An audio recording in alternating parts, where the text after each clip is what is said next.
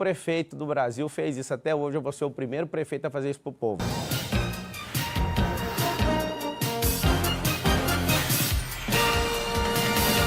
Candidato, cada gestor tem um perfil diferente. Então, tem aquele que chega e quer mudar as estruturas, outro prefere deixar como estão para depois avaliar.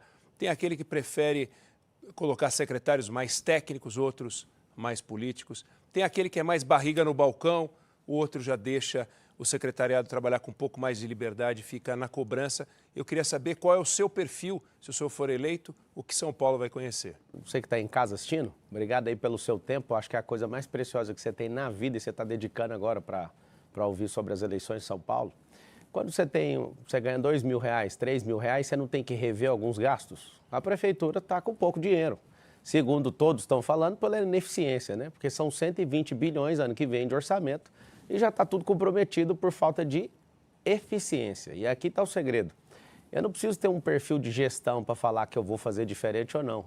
A primeira coisa que tem que ter num governo é austeridade. O que é austeridade? A gente tem que saber separar custo e despesa. Custo é aquilo que eu invisto e tem retorno, e despesa é aquilo que eu fico pondo dinheiro do povo, o seu dinheiro. O dinheiro de 190 mil pessoas está na fila de cirurgia, 447 mil pessoas estão na fila de exame, 34 milhões de calçadas que precisam ser feitas, 34 milhões de metros. Você sabia, você que está assistindo, que se não tiver um gestor aí com esse recurso todo, esses milhões de metros quadrados de calçada representa 30% dos acidentes que a gente recebe nas UPAs hoje. Ou seja, são coisas tão básicas. E a gente está falando de São Paulo, a gente não está falando de uma cidade do interior com 50 mil pessoas, não. Nós estamos falando da poderosa São Paulo. Então, assim, o meu perfil, ele é muito simples. Ele é um perfil igual do pai de família. Vai ter que chegar, olhar o orçamento. O orçamento é 120 bi, aonde que estão os problemas? Primeira coisa, 50% de todo o recurso de São Paulo é jogado fora, com morosidade, burocracia, ineficiência, companheirada, corrupção. Primeira coisa, só de trocar um governo por outro governo, esses esquemas todos já começam a cair. E se quiser perguntar, você acha que tem esquema? Acho não, tenho certeza que tem esquema. Você que é comerciante aí de algum distrito de São Paulo, são 32 subprefeituras, você sabe muito bem o que está acontecendo. Vários de vocês são extorquidos. Você começa a ver essa companheirada, esse movimento. Por que tem 12 partidos apoiando o Nunes? Por que tem esse tanto de gente preocupada em não perder essa prefeitura? Por que junta o presidente da República de um lado, loucamente precisando dessa prefeitura, né, que é o terceiro maior orçamento do Brasil? Por que eles querem um orçamento já que está tudo dedicado e tudo vinculado? A resposta é muito simples. Eu não sou a favor do Estado grande nem de Estado mínimo, sou a favor do Estado eficiente, da gente ser servo do povo de verdade. E assim como você faz as suas contas, eu também vou fazer as nossas, só tem uma diferença: você aumentar a receita do Estado sem arrancar seu couro. Você aumentar imposto, você vai ver o maior levante de receita na cidade de São Paulo sem levantar R$1 de imposto. Ele não vai fazer o que o Lula e o Haddad, que já foi prefeito aqui de São Paulo, estão fazendo. Então, assim, vou abrir para todos, que fique registrado isso aí. Nós somos um partido que não está dependendo de nenhum outro partido. Tinha alguns para vir, né? Eles queriam minha alma, eu não vou entregar minha alma para virar político profissional. Eu vim aqui foi para servir. Estou de saco cheio, né, de ter uma cidade bagunçada desse jeito. Você que está assistindo, lembra que política não é político, tá? Política significa politeia, que vem do grego, organização de cidade. O que significa isso? A cidade não está organizada. Se ela tivesse, eu não ia ser candidato a prefeito por São Paulo. Então, assim, o que vocês podem esperar de mim? Eficiência, pujança, alguém que de verdade não vai aceitar essas camaradagens, esses companheiros. Esse tipo de gente não vai ter na Prefeitura de São Paulo, nem no primeiro escalão, nem na ponta, nem uma capilarização com os mais de 100 mil servidores que tem nessa cidade de São Paulo. Candidato, os impostos hoje estão, digamos, nas mãos da Prefeitura, não é? O ISS e o IPTU. O ISS daqui a pouco muda com reforma, mas por enquanto é uma deliberação municipal. O senhor fala de aumento de arrecadação sem aumentar impostos. Queria entender como é que o senhor vê esses dois fatores de arrecadação e como aumentar a arrecadação sem mexer na carga tributária. Você que usou a palavra, desculpa, aumentar a arrecadação. Eu falei aumentar o ativo. A arrecadação do imposto hoje por políticos profissionais é só aumentando no seu lombo, é só fazendo você virar um burro de carga. No Brasil Império, a gente tinha 20% de imposto e as pessoas chamavam aquilo de o quinto dos infernos. Hoje a gente paga 43% de carga tributária, aqui em São Paulo tem impostômetro e lá está marcando 2 trilhões. E o que mudou na sua vida? Nada. Esses caras não têm freio, eles não sabem como fazer austeridade de verdade. O governo anterior, o governo federal fez isso E aí foi mal interpretado, deixou o governo com caixa positivo e agora a gente está com um rombo de 1 trilhão. A Petrobras, por exemplo, que ficou 4 anos no positivo, pela primeira vez voltou agora para o prejuízo, está com mais de 2 bi. O que é 2 bi para você que está assistindo o jornal? Você nem sabe, né? Você não sabe de onde sai esse tanto de dinheiro. Deixa eu contar um segredo para vocês, não existe dinheiro público. Para construir ativo, a primeira coisa que o prefeito tem que fazer, coisa que o atual não faz, é buscar verba em Brasília. E nem estou falando de presidência da República. Nós temos 70 deputados federais que têm emendas impositivas e eles levam a maioria dessas emendas para onde? Para o interior de São Paulo. A gente precisa dividir o louvor com eles, porque tem 12 milhões de pessoas na cidade. Uma forma de levantar a receita na cidade sem levantar imposto é fazer o quê? Trazer obras e dividir o louvor dessas obras com quem está trazendo a emenda. Quem vota junto com o governo, por exemplo, pode chegar em um mandato de 4 anos até 500 milhões de reais de emenda, para você ter uma noção. Então, eu sou um cara bom de relacionamento e vou fazer com que esses deputados injetem esses dinheiros aqui. Uma outra forma é a gente usar a inteligência na prefeitura e construir empresas que são ativos de tecnologia. Nenhum prefeito do Brasil fez isso até hoje, eu vou ser o primeiro prefeito a fazer isso para o povo. O que é? Imagina a Prefeitura de São Paulo criando um aplicativo. Esse aplicativo, ele gera valor e depois a gente vende esse aplicativo e a gente não vendeu nenhuma riqueza natural da cidade, a gente não vendeu nada que é natural do Estado, mas é tecnológico. Talvez vocês não sabem, o futuro da política brasileira, com a minha entrada, a gente vai começar a investir em equity. No mundo empresarial, para vocês entenderem, a gente constrói um ativo de uma empresa e vende ela 25, 30, 50 vezes mais o valor que a gente investiu. O que significa isso? Você imagina o Estado usando o poder de imposição que ele tem. Vou falar de modo claro para você que está assistindo. Sabe o aplicativo do Uber, que é de fora? A gente fica mandando dinheiro para fora, sendo que a gente pode pôr o nosso próprio aplicativo, cobrar mais barato das pessoas que são da nossa cidade, gerar um ativo com isso e depois colocar uma regulamentação que só pode operar naquele percentual. E depois a gente vende para a empresa privada. A gente vende por alguns bilhões e faz o que com esse dinheiro? Coloca ele dentro do caixa da prefeitura. Só que as pessoas na gestão pública, elas odeiam esse tipo de ideia. Por quê? Porque elas vão parar de ter que arrancar do lombo das pessoas. É a primeira vez que você que é de São Paulo está ouvindo um político, eu sou uma política nova, um político moderno, e eu quero que você entenda uma coisa, dá para fazer isso. Dá para parar com guerra com o governo federal, depois que acaba a eleição, na eleição você fala o que você quiser. Acabou a eleição, você chega no presidente da República e fala, preciso da sua ajuda. Nós temos um presidente da República, que também é de São Paulo, ele passou a vida dele inteira aqui, e eu vou pedir ajuda para ele e vai ter ligações minhas por 208 vezes no mandato para ele. 208 semanas, para você saber, é o mandato inteiro, que dá 1.460 dias. Você vai me ver trabalhando o tempo inteiro para aumentar a receita sem cobrar R$1 de imposto a mais. Sabe o que vai acontecer? Nós vamos equilibrar essas contas, nós vamos servir vocês como nenhum outro político serviu e vai ter um fator. Pela primeira vez na cidade de São Paulo, você vai ver alguém baixando imposto. Essa máfia de multa que tem nessa cidade é um absurdo. Tem coisas que a gente vai pôr para resolver, quando eles perguntarem sobre trânsito, que quando eu provar para vocês que dá para resolver, vamos parar com esse pedágio. Sabe por quê? Pedágio. Ah, mas isso é do governo do Estado. Nada que um prefeito bem intencionado não coloque pressão vai funcionar. Vai funcionar sim. Agora, por que tem rodízio de placa aqui em São Paulo? Rico tem 2 carros, você que é pobre tem só uma. Por que é desse jeito? Porque é ineficiente em tudo. Quando falar de trânsito, eu vou te mostrar as soluções para a gente resolver isso. Sheila. Então vamos falar de trânsito agora. Vamos. Qual a sua estratégia para a redução do tempo de deslocamento das pessoas? Em uma das sabatinas, o senhor chegou a defender o pedágio urbano. O senhor reviu essa ideia? O senhor defende ainda o pedágio urbano? Como funcionaria? Esse pedágio seria o que já tem, né? De quem é de fora, no modelo europeu, ao invés de pagar um valor, quem usar menos ou quem usar mais, pagar pelo tempo, até da entrada até a saída de dentro. Isso nas estradas, mas o senhor chegou Não, a falar então, de um pedágio dentro da cidade? Na verdade, não. Foi desse mesmo, de entrada. Tem 10 rodovias que cercam a cidade. E essas 10 rodovias, elas precisam ser revistas e até propus o Bolsão e lá vai então as propostas em relação a isso. Acho que não é viável, fui convencido pelos especialistas que não faz sentido isso dentro da cidade, só fora. Mas ele seria cobrado numa área não vai central? ser, porque isso não é uma proposta. Já foi descartado? É porque não faz sentido, a gente tem soluções mais baratas e mais lógicas para as pessoas. Primeira delas, tem 10 rodovias que entram na cidade de São Paulo. Precisamos de criar 10 bolsões ou mais, de 15 mil a 50 mil vagas nesses bolsões. Inclusive, já escolhi algumas áreas que nós vamos desapropriar. Por que isso? Porque São Paulo tem 12 milhões de pessoas.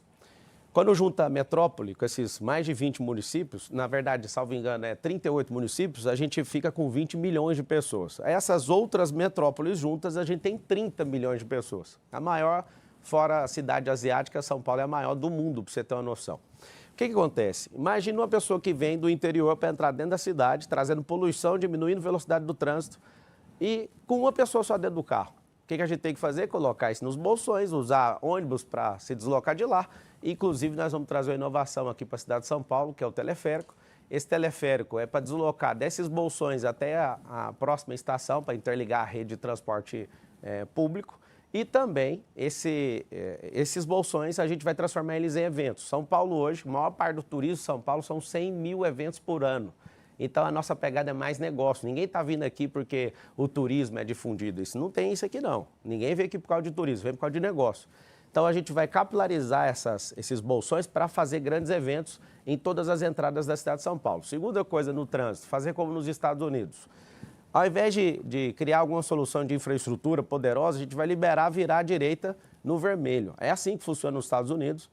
Quando tem uma fila de carro e aí você quer virar à direita, que chama giro de quadra, você pode usar o vermelho como pare. Isso é um processo educacional que leva 1 ano, as pessoas têm que reaprender a usar o trânsito, isso não vai gastar R$1 de infraestrutura. Terceiro ponto que a gente vai usar no trânsito de São Paulo. A gente vai, nas marginais, a gente vai criar via expressa, controlada por câmera e os carros que têm 2 ou mais pessoas, elas podem trafegar em alta velocidade nessa via expressa. Próximo assunto, que é um assunto determinante, tem o nosso rodoanel, que é o Mário Covas, 177 quilômetros, tem 44 quilômetros, estão inutilizados, gastamos 5 bilhões como povo e até hoje não terminou. Se é uma obra do Estado, mas o prefeito, para você entender, se ele for contra o governo, não libera, nada acontece aqui dentro. Se ele for a favor, acelera, então eu vou cobrar isso todo dia. A gente vai desviar o tráfego pesado de veículos, o tráfego de caminhões, de carros pesados para esse rodoanel, isso vai liberar o trânsito. Agora, se eu somar todas essas soluções, junto com o teleférico nas comunidades, isso não é solução de mobilidade para a cidade inteira, tá? Isso aí agora é uma solução para enriquecer e colocar as comunidades mais fortes. Eu quero colocar centro gastronômico nessas comunidades, centro olímpico de empreendedorismo. Esse centro olímpico vai dar uma identidade esportiva para todo mundo. Para finalizar o assunto, eu vou te contar a maior solução de trânsito, você não vai acreditar. A maior de todas. Se eu somar todas essas que eu falei, não dá 10%, não chega nada próximo do que é capilarizar o empreendedorismo na cidade. O que é? Levar empresas para onde? Para a sua comunidade. Nesse plano nosso, o projeto que é a Comunidade Forte, nós vamos levar empreendedorismo para todas as comunidades. O que vai acontecer? Na sua comunidade, você não vai precisando ficar arrastado no metrô, onde você nem é tratado como gente. Você não vai ficar 2 horas se deslocando, porque não faz sentido você sair de dentro da sua casa 4 horas da manhã para chegar às 7 num lugar, ir lá abrir seu computador e entrar na internet, sendo que você poderia fazer isso aí onde você está. Então nós vamos levar a empresa, só que eu tenho um empecilho com isso. A maior parte das áreas de comunidade, periferia e favela, elas têm um problema, não tem liberação fundiária. A gente tem mais de 1000 favelas em São Paulo e a maioria dessas favelas tem situação crítica. E aí nisso, onde você vai ver o benefício, a gente levando empresas para esses lugares, a gente precisa fazer esse mutirão. A prefeitura é uma baderna, e isso me deixa bem alegre. Eu vou falar por um trabalho muito bom de organização e eu gosto de mexer com isso. A prefeitura hoje, para vocês terem uma noção, tem 40 mil imóveis e a maioria sem destinação nenhuma. Aí você imagina o que hoje a gente fica vendo algumas pessoas acreditando em balela de Guilherme Boulos, que fica falando que vai arrumar casa para alguém. Fazer um desafio para você que mora em São Paulo. Pega as emendas do Guilherme Boulos e vê alguma que ele construiu alguma casa, com alguma emenda dele que construiu alguma casa na cidade de São Paulo. Só acha uma. Eu desafio todos vocês que acreditam nessa lorota, tem gente que está há 15 anos, 20 anos, 10 anos esperando um imóvel e não vai ter. Por quê? Porque isso é uma balela.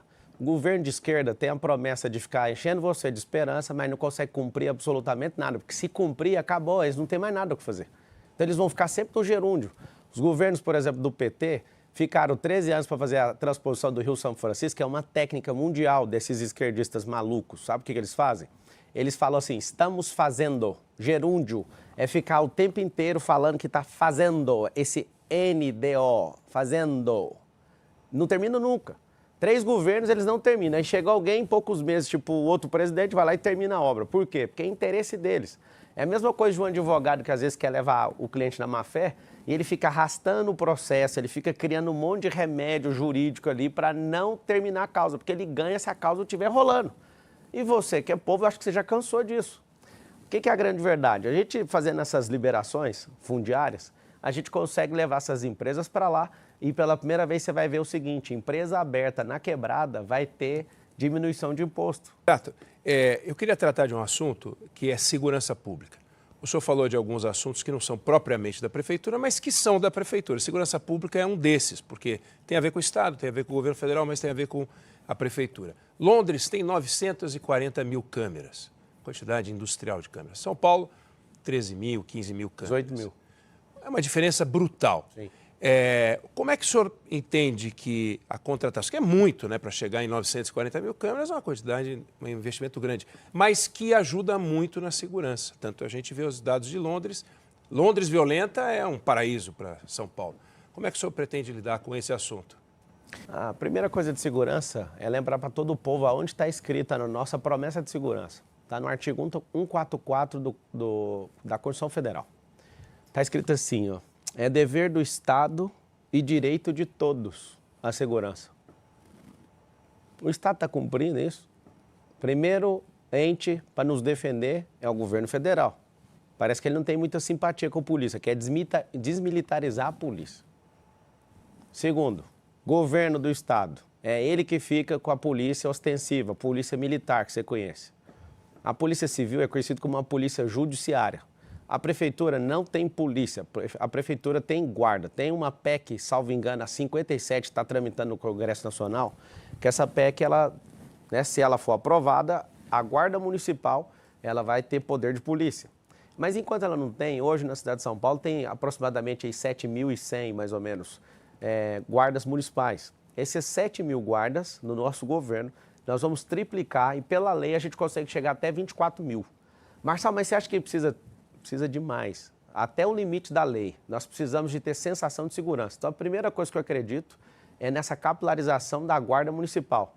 A gente precisa firmar um acordo com o nosso governador, que inclusive é alguém que eu gosto muito, respeito muito, alguém que gosta de disciplina, e a gente pode juntar forças para resolver o problema da segurança de São Paulo. O governador, ele reside aqui, ele mora nessa cidade. E morar nessa cidade fica bem mais simples de cobrar ele, né? Porque ele também quer um lugar seguro. O que a gente precisa fazer? Triplicar esse efetivo da Guarda Municipal. Por lei, a gente consegue chegar até 24 mil. Então, eu posso colocar como promessa de campanha a gente abrir concursos, né, paulatinamente, até chegar nesses 21 mil. Por quê? Porque você imagina o guarda na rua, nas escolas, nos comércios. Quando a gente começar a aumentar e entregar esses concursos públicos, a gente vai começar a capilarizar nos distritos que são praticamente residenciais até chegar aí na comunidade. Candidato, hoje parte da Guarda Municipal usa armamento pesado, houve inclusive compra de fuzis. O senhor defende a continuidade dessa política? Se você não tiver armamento pesado, o que o crime organizado vai fazer em São Paulo? É uma pergunta que eu te faço. Precisaria da guarda ter fuzil? Não precisaria, desde que aqui não tivesse um crime organizado. Presta atenção você que está assistindo, o crime é organizado e a prefeitura é bagunçada. O que você espera disso? Um crime organizado atropela uma cidade inteira, é isso que está acontecendo. Cada 3 pessoas da cidade de São Paulo, uma já foram assaltadas. Uma já foi assaltada. O que significa isso? Você vai ser o próximo, se você não tiver coragem de assumir um novo ambiente político nessa cidade. A verdade é o seguinte, quando você tocou no assunto das câmeras, tem muitas câmeras em Londres, só que elas são efetivas.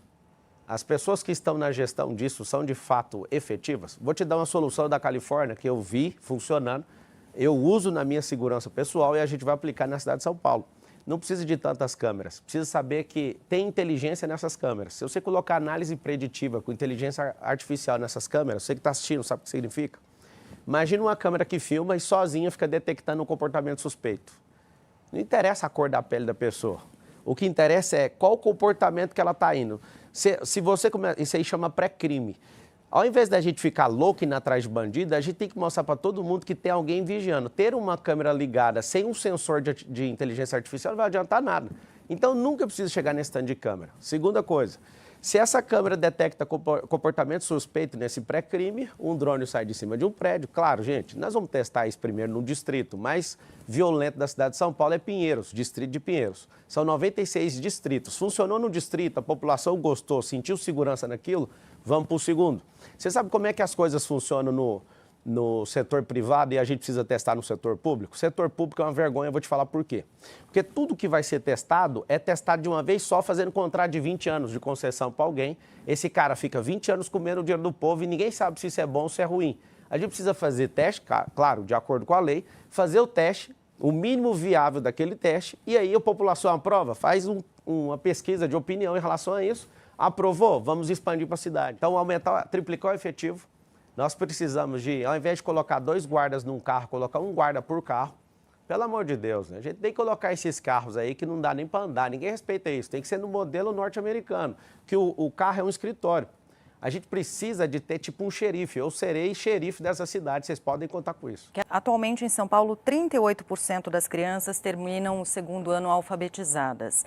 Que estratégia ou que plano o senhor tem para resolver a questão da alfabetização? Como a gente melhora a situação naquilo que compete à prefeitura em geral, a primeira infância, o começo, né, das crianças e da alfabetização? Eu tenho rede de escola na rede privada, né, tenho algumas dezenas de empresas. Eu sou filho de faxineira, sou da escola pública, a maior parte da minha vida estudei escola pública, sei que a escola pública não está treinando seu filho para nada. Nós estamos gastando o dinheiro de forma errada com um processo chamado escolarização. E nós vamos mostrar que São Paulo vai sair na frente com a educação verdadeira, que é a educação que ensina seu filho a prosperar, ninguém vai te impedir. Primeira coisa, para responder a pergunta sobre a alfabetização, a gente tem que entender de sistema representacional. O ensino, ele não avançou como a tecnologia avançou. Então, até hoje, a gente tem um quadro negro e as crianças sentadas em série, e essas crianças não estão provocando pensamento crítico mais. No MEC, todas as pessoas chegam até o final do ensino médio, 90% não consegue fazer matemática básica nem interpretação de texto. Sabe o que está acontecendo? A gente está tratando as nossas crianças como adultos e os adultos como criança. O sistema pedagógico significa pedagogia, peda é ensino, gogia é ensino, peda é infantil, é criança. Ele serve para criança, só que aqui é o contrário. Nos Estados Unidos tem uma andragogia, que é ensinar adulto. A gente trata adulto como criança, imbecilizando um monte de aluno nosso, principalmente do ensino médio para frente até no ensino superior, e a nossa criança a gente cobra ela com muita teoria. Criança para alfabetização tem que ir para a prática. Eu tenho 4 filhos, eu tenho 2 redes de escola, eu sou um dos professores mais bem pagos desse país, e eu posso falar para você, eu não sou pedagogo, mas eu sou um grande instrutor dessa nação, eu tenho 1,5 milhão de alunos. Eu não estou falando seguidores não, sou assistido por 56 milhões de pessoas só numa rede social todo mês. O que eu quero que você entenda é o seguinte: seu filho está sendo ocupado de coisas que não vão mudar a vida dele. Vai ter na Prefeitura de São Paulo, nosso ensino público, inteligência emocional, educação financeira, vai ter tecnologias do futuro, tecnologia, é isso que a gente tem que ensinar, senão a gente vai se tornar uma nação escrava. E nós vamos ensinar as profissões do futuro para o seu filho. Sabe o que vai acontecer? E a gente vai dar uma identidade esportiva, não é por causa de Olimpíada, é porque toda nação que tem esporte, essas pessoas elas prosperam muito mais, porque o esporte molda caráter. Se você gostou desse vídeo, curta, comente e compartilhe. Não deixe de se inscrever no canal e até o próximo vídeo.